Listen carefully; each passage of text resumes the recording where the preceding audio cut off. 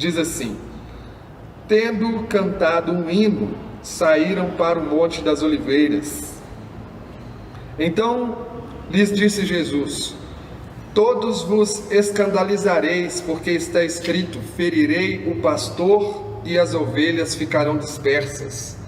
Mas depois da minha ressurreição, irei adiante de vós para a Galileia.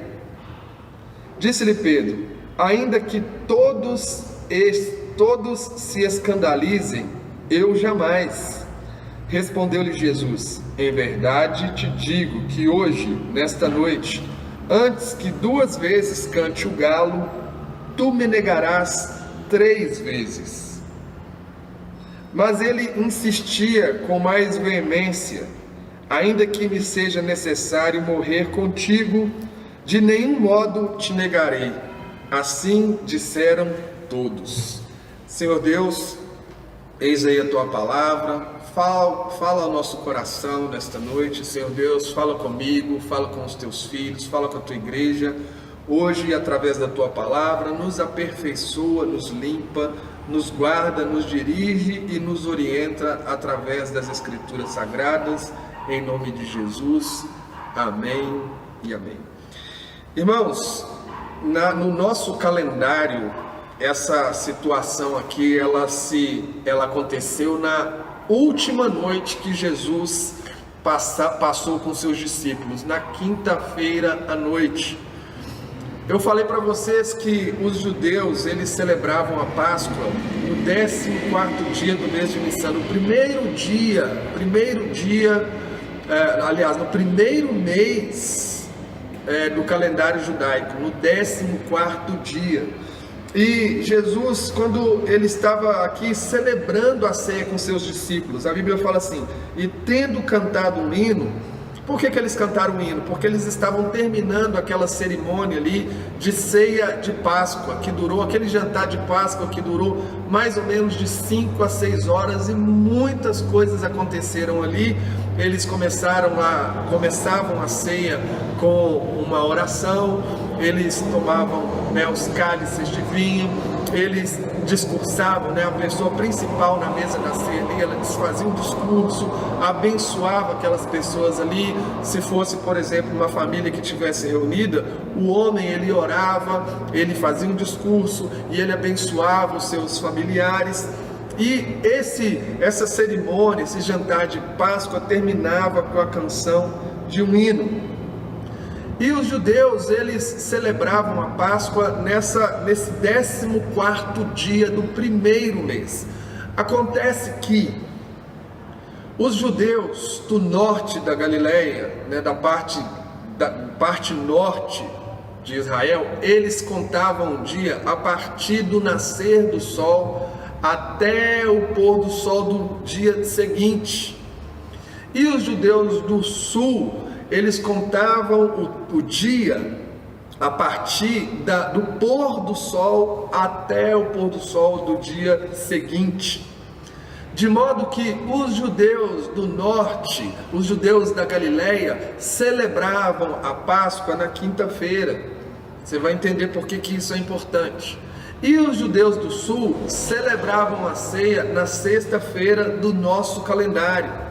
E isso acabava resolvendo um problema lá, porque eram milhares de pessoas que se reuniam em Jerusalém por ocasião da Páscoa, mais ou menos 2 milhões de pessoas. E o ritual que envolvia a Páscoa era um ritual de sacrifício. Então eles sacrificavam cordeiros às 9 horas da manhã e às 3 horas da tarde, na quinta-feira, para os judeus que celebravam a Páscoa naquele dia, os judeus da Galileia. E os judeus da Judéia celebravam a Páscoa na sexta-feira. E eram milhares, centenas de milhares de animais que eram mortos naquele dia, de maneira que os sacerdotes trabalhavam incessantemente. A todo momento eles estavam ali sacrificando animais para que a Páscoa fosse celebrada. E Jesus, Na quinta-feira, Pedro e João, eles prepararam aquele cordeiro, eles levaram até o templo. Nas 3 horas da tarde, o sacerdote imolou aquele cordeiro. Eles trouxeram o cordeiro para casa, para o cenáculo, onde eles prepararam ali tudo aquilo que era necessário para o jantar de Páscoa. E naquele jantar de Páscoa, Jesus lavou os pés dos discípulos, Jesus os ensinou, Jesus falou quem era o traidor, e eles terminaram aqui cantando um hino, que na verdade era o Halel, né? Eram os salmos de 115 até o 136 mais ou menos, e o último salmo, o salmo 136 que eles cantavam, ele vai contar uma história do êxodo, né? E eles, é bonito o salmo porque 26 vezes ele repete que Deus fez todas aquelas coisas no êxodo por causa da misericórdia. Ele vai falar assim, olha, o povo foi liberto do Egito, grande é o Senhor e a sua misericórdia dura para sempre. O Senhor abriu o mar vermelho porque Ele é grande e a sua misericórdia dura para sempre. Então eles encerraram com este hino, cantando, falando da grande misericórdia de Deus. E tendo cantado um hino, saíram para os Montes das Oliveiras. Que hino era esse? Um hino que falava da história da misericórdia de Deus. Olha, se tem uma mensagem que precisava ser passada nesse momento, na última noite que Jesus estava com os discípulos, era uma mensagem de que Deus, Ele é misericordioso, e nós só estamos de pé por causa da misericórdia de Deus. Tendo cantado o hino, saíram para o Monte das Oliveiras. Na verdade, eles estavam num lugar chamado o cenáculo, uma pequena sala onde eles se reuniram ali, e dali eles estavam bem próximos, assim, talvez a uns 800 metros do templo, daquele grande templo, bem pertinho do Monte das Oliveiras. Para se chegar no Monte das Oliveiras, eles tinham que atravessar ali um ribeiro chamado Ribeiro ou Vale de Cedron. Tinha um riacho ali. Aquele riacho, na verdade, ele estava como que um rio de sangue. Sabe por quê? Por causa da quantidade de animais que foram mortos lá no templo durante toda aquela tarde. Mais ou menos 250 mil cordeiros eram sacrificados na ocasião da Páscoa. Então era muito sangue derramado. A história fala, né, os historiadores falam que aquele sangue escorria pelas canaletas que estavam ali no pátio do templo e caíam lá naquele ribeiro, e aquele ribeiro formava um rio de sangue por quilômetros de distância. E Jesus atravessou esse ribeiro e ele foi para o Monte das Oliveiras, num lugar chamado Jardim do Getsemane. Você conhece muito bem isso daí. E ali no Getsemane tinha lá uma prensa de azeite. A palavra Getsemane significa isso, prensa de azeite. Eles prensavam ali porque tinham muitas oliveiras. Eles pegavam lá as azeitonas das oliveiras, prensavam naquela prensa de pedra, uma prensa enorme de pedra, um moinho, né? Um moinho de azeite, uma prensa de azeite. Moíam as azeitonas, aquilo escorria o óleo e eles comercializavam ali. Ali no jardim, né, do Getsemane, né, no Monte das Oliveiras, ali foi aonde Jesus foi traído. E lá, muitas coisas Jesus também, no caminho entre, quando eles saíram do cenáculo onde eles realizaram a última ceia, no caminho para o Monte das Oliveiras, para o jardim do Getsemane, Jesus disse isso daqui, ele cita, né, um texto bíblico. Ele diz o seguinte: todos vós vos escandalizareis, porque está escrito: ferirei o pastor e as ovelhas ficarão dispersas. Ele cita lá o livro de Zacarias, capítulo 14, versículo 7. Mas depois da minha ressurreição, irei adiante de vocês para Galileia. Olha só, ele cita um texto: ferirei o pastor, ou seja, o pastor era o próprio Jesus. E ele estava fazendo referência aos discípulos. Ferirei o pastor, porque Jesus sabia que ele seria ferido ali naquela noite, que ele seria traído e seria morto na madrugada, na manhã do dia seguinte. Ferirei o pastor e as ovelhas se dispersarão, ficarão dispersas. Mas depois da minha ressurreição, eu irei adiante de vocês para a Galileia. Mas disse-lhe Pedro: Senhor, que isso? Como assim nós vamos nos dispersar? Ainda que todos esses aí te neguem, eu jamais vou te negar. Ainda que todos, ou seja, Pedro disse o seguinte naquela conversa: ainda que todos esses outros discípulos, os 11, ainda que Mateus, que João te neguem, se escandalizem, se dispersem por aí, eu, Pedro, jamais vou me afastar de ti, Senhor. E Jesus respondeu para ele: ainda que todos aliás, versículo 30, em verdade, Pedro, em verdade te digo, que nesta noite, antes que 2 vezes cante o galo, tu me negarás 3 vezes. Então Jesus falou para Pedro aquilo que Pedro ia fazer, que Pedro ia negá-lo. Ele falou para os discípulos: olha, vocês vão se dispersar, vocês vão me abandonar, vocês vão correr disso, vocês vão me deixar sozinho. E Pedro, ele não acreditou naquilo que Jesus estava falando para ele, o alerta que Jesus estava dando para ele: olha, Pedro, você vai me negar. E ele falou: Senhor, mas eu não vou fazer isso daí. Sabe, irmãos, às vezes a gente confia demais na gente mesmo, ou melhor dizendo, às vezes a gente não se conhece como a gente realmente é. Sabe, existe pelo menos 3 coisas, né? Aquilo que nós pensamos a nosso respeito, existe aquilo que as pessoas pensam a nosso respeito, que às vezes é muito diferente daquilo que a gente pensa de nós mesmos, e tem aquilo que Deus sabe a nosso respeito, que às vezes também é muito diferente daquilo que a gente pensa sobre nós, daquilo que as pessoas pensam a respeito de nós, e daquilo que Deus pensa a respeito de cada um de nós, de você. Deus sabe a verdade da sua vida. Deus sabe, a Bíblia fala assim, que Ele conhece as palavras antes mesmo que você as fale. Deus conhece os seus pensamentos, Deus conhece as suas limitações, Deus conhece a sua personalidade, Deus conhece tudo a respeito de você. E às vezes Deus fala coisas pra gente que a gente não acredita na palavra que Deus está falando para nós. Olha só, Jesus falou assim: Pedro, antes que o galo cante, 2 vezes você vai me negar 3 vezes. Na verdade, Jesus estava repetindo uma coisa que ele já havia falado para Pedro na hora do jantar de Páscoa.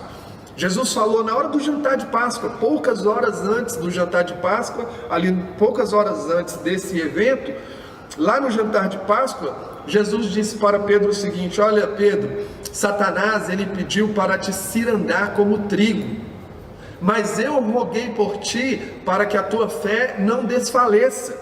Sabe o que quer dizer isso, irmãos? O que era cirandar o trigo, né? O que significa isso quando Jesus falou isso para Pedro lá no jantar de Páscoa? Eles pegavam o trigo e ali subiam num monte, e ali aquela quantidade enorme de trigo no chão, depois da colheita, eles batiam com vara no trigo, para separar a casca do trigo, e aí eles pegavam aquilo com uma peneira e jogavam para o alto, e o vento levava aquelas cascas e ficava só o trigo puro ali. E Jesus falou para Pedro o seguinte, exatamente isso: olha, Satanás, ele pediu para te cirandar, Satanás, o que ele quer fazer? Ele quer bater em você como a gente bate no trigo, ele quer jogar a sua vida para o alto, ele quer bagunçar com a sua vida, ele quer fazer uma revolução na sua vida, mas eu roguei por ti, para que a sua fé não desfaleça. Foi a palavra que Jesus usou, liberou na vida de Pedro, e Pedro, o alerta que Jesus deu para ele, a predição de uma derrota na vida de Pedro, de um desastre na vida de Pedro. Não que Jesus orou para que ele seja livre disso daí, mas Jesus rogou por Pedro para que a fé de Pedro permanecesse inabalável, mesmo lá com as pancadas de Satanás, com as investidas de Satanás. Pedro, na verdade Jesus chama Pedro, né, pelo seu antigo nome, né, Simão. Satanás pediu para te cirandar como trigo, mas eu roguei por ti para que a tua fé não desfaleça. Jesus é o nosso intercessor, irmãos. Às vezes a gente está apanhando, a gente está com a nossa vida como esse trigo, tomando pancada em cima de pancada, sendo julgado para o alto, mas Jesus, ele é o nosso intercessor. Sabe por quê? Por causa das misericórdias dele, por causa da grande misericórdia, como foi o hino que eles cantaram no final do jantar de Páscoa. E assim, Pedro, ele ainda insistiu. A Bíblia fala assim: Pedro, antes que o galo cante 2 vezes, você me negará 3 vezes. Mas ele insistia com muita veemência. Ele falava: Senhor, eu sou capaz de dar a minha vida por ti. Porque às vezes a gente acha que a gente pode muitas coisas. A gente não se conhece, como Paulo disse, né? Ele escreveu uma carta lá aos Coríntios e ele fala: ninguém pense de si além do que convém, nem mais, nem menos. Ou seja, ninguém pense que pode muita coisa, mas também não pense que você não pode nada. Na verdade, Paulo está dizendo o seguinte: olha, saiba o que Deus pensa a seu respeito, e não pense de você além do que convém. Não pense que você pode fazer muitas coisas. A Bíblia fala lá em Provérbios, né, que o orgulho, ele precede a queda. Às vezes a gente é orgulhoso, nós somos orgulhosos, a gente pensa que a gente pode brincar com certas coisas, brincar com o pecado, fazer coisas. A gente pensa que a gente pode fazer uma autolibertação, né, que a gente mesmo se liberta das nossas dificuldades. A gente pensa que a gente vai poder chegar bem próximo ali do pecado e não cair, né, em determinadas falhas. A gente pensa que a gente pode fazer coisas, quando na verdade Deus está nos alertando: olha, cuidado, se você está em pé, cuide para que não caia. Se você está passando por dificuldades, peça ajuda, não vá por esse caminho. A Bíblia fala: há caminhos que ao homem parece direito, mas no final são caminhos de morte. Não pense que você pode fazer muitas coisas. Confie, se escolhe na misericórdia de Deus, porque grande é a sua misericórdia. E, irmãos, olha só, Pedro, ele insistia com mais veemência: ainda que me seja necessário, Pedro disse, morrer contigo, de nenhum modo te negarei. A Bíblia fala que quando Jesus ele foi preso, foi traído por Judas lá no Monte das Oliveiras, lá no jardim do Getsemane, ele foi levado preso para a casa de Anás. Ele foi, depois que Anás, né, ele debochou de Jesus, ele foi levado para a casa do sumo sacerdote Caifás. E ali, quando eles chegaram no pátio da casa, Pedro e João estavam ali, e Pedro estava sentado próximo de uma fogueira, e depois ele saiu dali. Mas enquanto Jesus passava e foi levado para o pátio, a Bíblia fala que pessoas se aproximaram de Pedro e falaram para ele o seguinte: olha, você é um deles. E a Bíblia fala que Pedro, ele praguejou, ele falou: não, eu não sou um deles. E ele insistiu: não, mas você fala como eles. Não, eu não conheço, eu nem sei quem é Jesus. E ele negou a Jesus ali, e assim que ele negou Jesus, o galo cantou. Agora é interessante uma coisa aqui, nenhum historiador fala que existia galo em Jerusalém, nem galinha, porque era um animal que fazia muita sujeira, né? Então, segundo os pesquisadores, não tinha galo ali, não tinha galinha, eles não cuidavam, porque fazia muita sujeira, principalmente ali próximo da casa do sumo sacerdote. Não tinha galo em Jerusalém. Então como é que o galo cantou? Como é que o galo vai cantar? Na verdade, talvez Jesus ele estava fazendo referência a pelo menos 2 coisas ali. Do lado do templo, quase que colado no templo onde eram feitos os sacrifícios, tinha uma fortaleza chamada Fortaleza Antônia. E além disso, a quarta vigília da noite, de madrugada, próximo das 3 horas da manhã, essa hora era a quarta vigília, e a quarta vigília da noite era chamada o canto do galo, próximo das 3 horas da manhã. E lá nessa fortaleza, na Fortaleza Antônia, bem próximo da casa de Caifás, essa fortaleza não existe mais, mas existia no tempo de Jesus, só estão as ruínas dessa fortaleza lá. Essa fortaleza onde ficava Herodes, né, era um quartel-general, onde, aliás, Pilatos ficava, e ali havia muitos guardas guardando, obviamente, Pilatos. E esses guardas, eles revezavam em seus turnos, e a cada vigília se trocava a guarda. E no soar da trombeta, quando a trombeta soava, era a troca da guarda de Pilatos. E o soar dessa trombeta era chamado o canto do galo.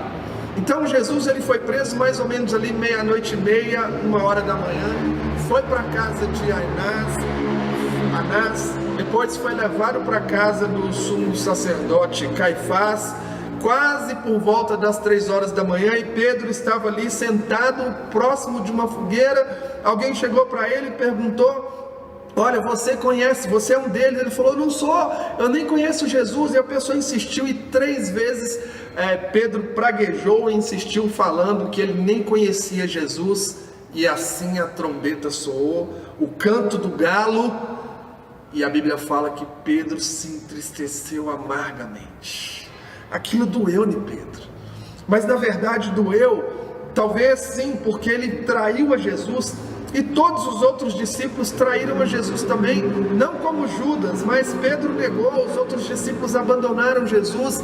Mas além de Pedro ele ter traído Jesus, o sentimento era: ele me avisou, ele sabia que eu ia fazer isso daqui.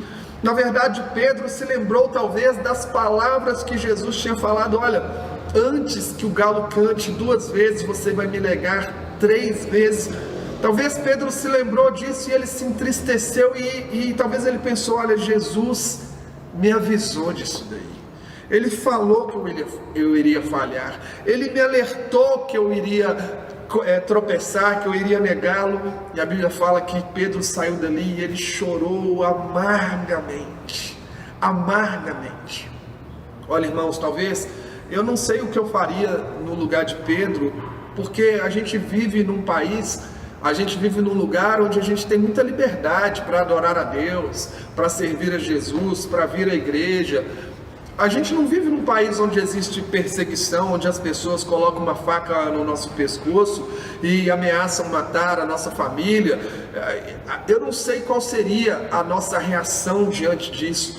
Talvez só passando por uma situação dessa, que o verdadeiro eu viria para fora, né? O homem interior, porque é muito fácil a gente falar assim: olha, eu jamais negaria Jesus, eu jamais tropeçaria nessa falha, eu jamais cairia num erro como este daí. Às vezes a gente pensa assim, a gente observa, né, fica sabendo do pecado das pessoas, e a gente se escandaliza e fala: nossa, que pecadão é esse? Eu jamais cometeria um pecado como este daí, porque eu sirvo a Jesus, eu sou fiel a Deus, eu amo a Jesus. E a gente julga, e a gente nos julga pensando que jamais a gente cometeria tais coisas como esta.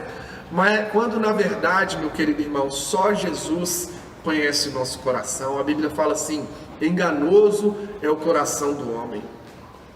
Enganoso porque a gente pensa coisas a nosso respeito que na verdade a gente, ao ser provado naquilo dali, a gente não suportaria. É por isso que a Bíblia fala assim que Jesus, que Deus não coloca sobre nós um fardo maior do que a gente consegue carregar, porque Ele conhece os nossos limites. Ou seja, se Jesus sabe que eu consigo carregar 50 quilos, Ele não vai colocar 60 quilos no meu ombro para carregar. Ele sabe do que eu sou capaz, mas só Ele sabe. A gente, na verdade, a gente não nos conhece. O que a gente precisa é escorar na misericórdia do Senhor, porque grande é a fidelidade e a misericórdia dele. Agora, a questão aqui, irmãos, foi a forma misericordiosa que Jesus tratou tudo isso daqui. A misericórdia de Jesus foi explícita quando ele alertou: olha, ferirei o pastor e as ovelhas ficarão dispersas. Ele foi muito misericordioso porque ele sabia que ele seria traído, que ele seria abandonado, que as pessoas que ele amava, que ele confiava, iam deixá-lo sozinho. Às vezes a gente tem amigos e a gente pensa que aqueles amigos, eles jamais vão nos abandonar. Pessoas que a gente ama, a gente pensa assim: não, o fulano está comigo, eu sei, ele falou que está comigo e ele não vai me abandonar. Mas às vezes, na hora que a gente mais precisa, as pessoas nos abandonam, as pessoas abandonam você, as pessoas deixam você sozinho, as pessoas não te apoiam. Mas a questão é que a forma misericordiosa como Jesus tratou isso daqui, eu não sei você, meu querido, eu não sei como você reagiria ou reage quando as pessoas traem você, quando as pessoas abandonam você, quando as pessoas não apoiam você. De repente você fala: olha, me abandonou, que ele siga o rumo dele e eu não quero vê-lo mais, eu não quero mais do meu lado. Me abandonou uma vez, vai me abandonar de novo. Me traiu uma vez, vai me trair de novo. Então, olha, eu quero distância de pessoas assim. Talvez você pense desse jeito. Mas olha como que Jesus tratou isso daqui. Vou ler de novo o versículo 27. A citação que Jesus faz de Zacarias 13:7. Ferirei o pastor e as ovelhas ficarão dispersas. Mas, depois da minha ressurreição, eu irei adiante de vocês para a Galileia, porque grande é a misericórdia de Deus. Jesus estava falando assim: olha, vocês vão me trair, vocês vão se dispersar, vocês vão me abandonar, mas depois que eu ressuscitar, eu vou estar junto com vocês, e eu vou na frente, eu vou junto, eu estarei adiante de vocês lá na Galileia. Não tem uma palavra de repreensão, não tem uma palavra: olha, vocês me traíram, a mão de Deus agora vai pesar sobre vocês. Pedro, você me abandonou, agora você me traiu, Pedro, agora a mão de Deus, o castigo de Deus vai estar sobre a sua vida. Não tem nada disso. Na verdade, Jesus falou: olha, vocês vão se dispersar, mas depois, no domingo, ao terceiro dia, quando eu ressuscitar, eu vou estar diante de vocês para a Galileia. Como é grande a misericórdia de Deus, irmãos. Sabe por quê? Ele sabe das suas falhas, Ele sabe das suas limitações, Ele conhece as suas dificuldades. A Bíblia fala que Ele esquadrinha o nosso coração, ou seja, milimetricamente. Os milímetros, sabe aquela folha milimetrada, né, com quadradinhos do tamanho de 1 milímetro quadrado? Isso que é o esquadrinhar, né? Cada milímetro da nossa vida, dos nossos pensamentos, Ele conhece, Ele sabe de tudo, Ele sabe das nossas dificuldades, e é com grande misericórdia que Ele nos acolhe, mesmo depois de nós falharmos, mesmo depois de Ele ter nos avisado que nós iríamos falhar. Mesmo assim a gente falha, mas se nós nos arrependermos, meu querido irmão, se nós realmente nos voltarmos para Deus, grande é a misericórdia de Deus. Depois da minha ressurreição, eu irei adiante de vocês. Naquele domingo, irmãos, depois que Jesus, ele ressuscitou e ele foi visto por Maria, e a Bíblia fala que Maria saiu correndo, porque Jesus falou para ela assim: olha, vai, dize aos discípulos e a Pedro que eu ressuscitei. Ou seja, os discípulos estavam reunidos em algum lugar, Pedro estava longe, Pedro estava lá chorando, Pedro estava se sentindo assim: olha, eu não consigo mais fazer parte desse grupo daí, porque ele me avisou, e eu falhei, e eu errei. Pedro estava lá distante, talvez se autopunindo, chorando, com vergonha de se aproximar dos outros discípulos, porque ele tinha falado na cara deles lá: olha, mesmo que todos esses aí te negarem, eu jamais te negarei. Então Pedro tinha declarado isso na frente de todos os discípulos. Pedro estava agora com vergonha. Como é que eu me aproximo deles depois de eu ter falado o que eu falei e depois de ter feito o que eu fiz? Eu não vou me aproximar deles. Mas Jesus mandou um recado para ele, falou para Maria: vai, fala para os discípulos, fala para Pedro que eu ressuscitei. Maria chegou lá eufórica, contou para eles. Eles ficaram: mas como? Jesus falou morreu outro dia, na quinta-feira à noite, ele já ressuscitou. Eles não prestaram atenção nessa parte aqui, que Jesus ressuscitaria. Depois da minha ressurreição eu irei adiante de vocês. Eles não prestaram atenção em nada disso. Mas quando Jesus apareceu para eles, irmãos, eu não sei, eu ouvi um pastor na minha igreja muitos anos atrás, falando sobre isso. E ele fez até como Pedro talvez fez, Pedro se encolheu, fechou os olhos e falou: nossa, é agora que Jesus vai me dar uma cajadada. É agora que ele vai falar: para trás de mim, Satanás. É agora que ele vai falar: Pedro, eu não te falei que você ia me negar e você falou que não ia. Então Pedro talvez ele se encolheu e falou: agora vem uma cajadada de Jesus sobre a minha vida. Mas na verdade Jesus se apresentou e disse: paz seja convosco. Sabe por quê, meu querido irmão? Porque grande é a sua misericórdia. E Jesus veio com uma mensagem de paz. Olha, sabe essa angústia que você está sentindo por causa do seu pecado? Olha, paz. Se aproprie do sangue de Jesus, se aproprie do perdão de Jesus e sinta paz no seu coração.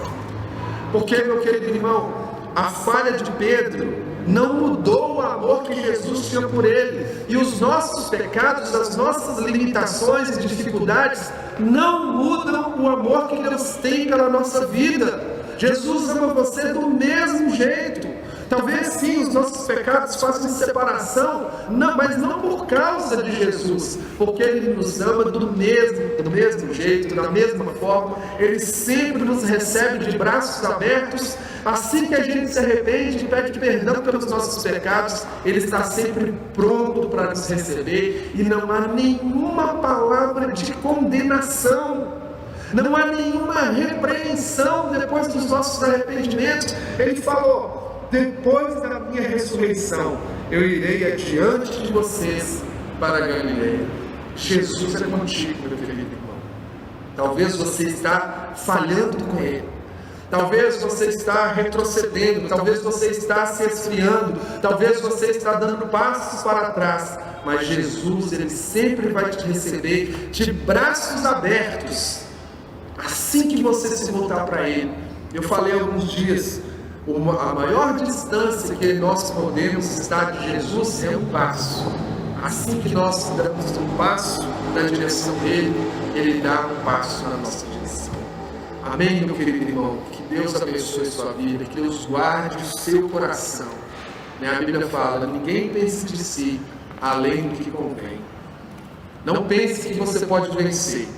Se escore na misericórdia de Cristo. Amém? Que Deus abençoe você. Feche os seus olhos. Quero orar por você ainda. Senhor Deus, em nome de Jesus, eu oro por cada um dos teus filhos. Eu peço que a tua bênção repouse sobre as nossas vidas, Senhor. Senhor, em nome de Jesus, eu oro para que o Senhor mesmo tenha misericórdia de nós. Guarde a nossa vida, Senhor. Guarde a vida dos meus irmãos. Que a tua misericórdia, que é grande e infinita, seja sobre a vida dos teus filhos. Em nome de Jesus. Amém e amém.